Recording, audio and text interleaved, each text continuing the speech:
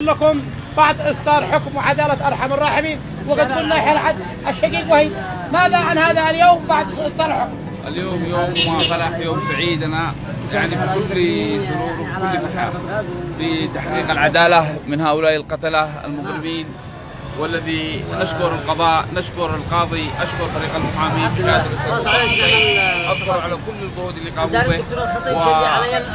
طبعا اليوم كتبت فرحة لا توصف، فرحة كاملة وعاملة. نعم، وعدالة. تحققت العدالة وعاشت العدالة، ونؤمن بالقضاء اليمني كما قلت سابقا أن أؤمن بالقضاء اليمني ورجال القضاء اليمني. وقلنا يحيى العدل حقيقي يعني، والقاضي يحيى العدل وفريق المحامي حقيقي، والناس المستعجل كانوا يستعجلوا ما فعلوا اكتبوا واللي دبلجوا والفيديوهات واللي فعلوا ما تقول اليوم أقول لمن أشاع الأخبار عنا، ولمن قالوا بأننا بعت قضية أخي، ولمن لهؤلاء المدعومين أو المدسوسين من هؤلاء القتلة. أنا أشوف أنهم مدسوسين من هؤلاء القتلة. اليوم نقول لهم اليوم تحققت العدالة، ها هنا اليوم أثبتنا لهم نحن وإحنا أمام المحكمة وبشارع على العدل. نعم، لن نبيع دماءنا ولن نبيع دماء أخونا ولن نتنازل عن دم أخانا مهما كان الثمن ومهما كلفنا الثمن. واليوم ها هو أول الحكم، والشعب اليمني كامل أولياء دم لعبد الله الأغبري. عبد الله الأغبري ليس نحن أولياء دمه، سلام الله عليه، ابن اليمن كلها. نعم، ابن اليمن كامل، وابن السفراء والدير المهاجر كامل. ونقول لهم الله المستعان لمن أساءوا لنا، الله المستعان. اليوم تحقق ها هو حكم أرحم الراحمين الآن صدر. نعم أخي العزيز، يعطيك العافية. نعم يا عمي. المحامي الرايح وضح ويستقبل المكالمات والابتسامة على وجهك بعد إصدار حكم العدالة. يحيى العدل، ماذا عن هذا اليوم وماذا عن مجريات الحكم؟ القضاء كان محل ثقة ونزاهة، وكان اليوم الحكم تحقق فيه جليا المظلومية للمجني عليه الشهيد المغدور به عبد الله قائد الأغبري.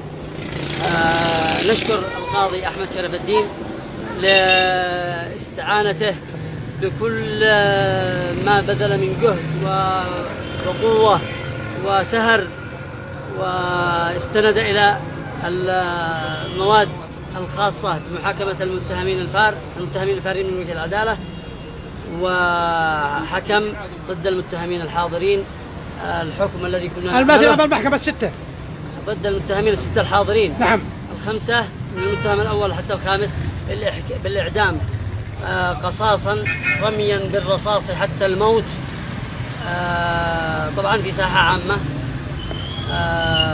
وكذلك الحكم على المتهم السادس عبد الله القدسي بسنتين، بحبسه سنتين تبدأ من تاريخ القبض عليه، وتأجيل المحاكمة للمتهمين الفارين من وجه العدالة، المتهم السابع عدنان السباعي والمتهم الثامن صدام السباعي، حتى اكتمال الإجراءات وإتمام الإعلان الذي قد نشرت عنه النيابة العامة في جلسة 15 في يوم 15 أكتوبر.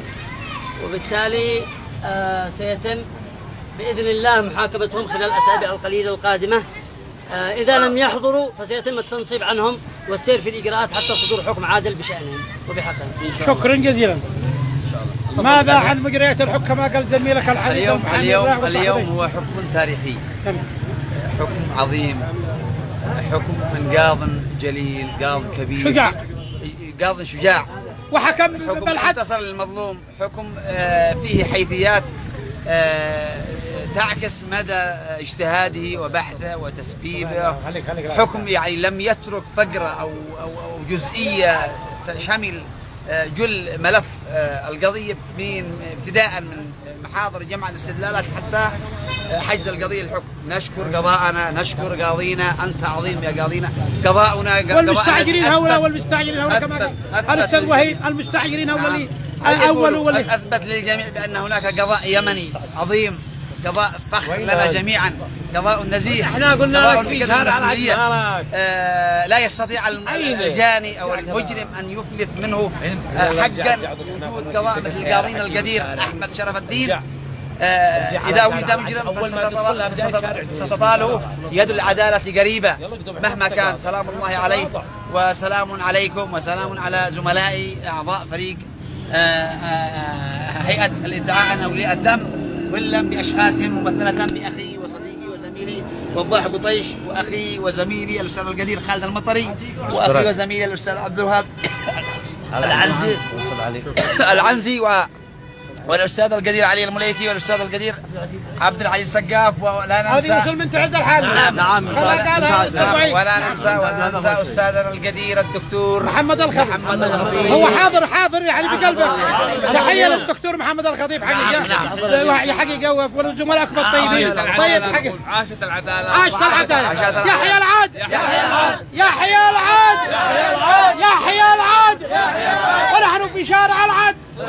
يحيى سيدنا محمد والسلام حتى تنفيذ حكم ارحم الراحمين.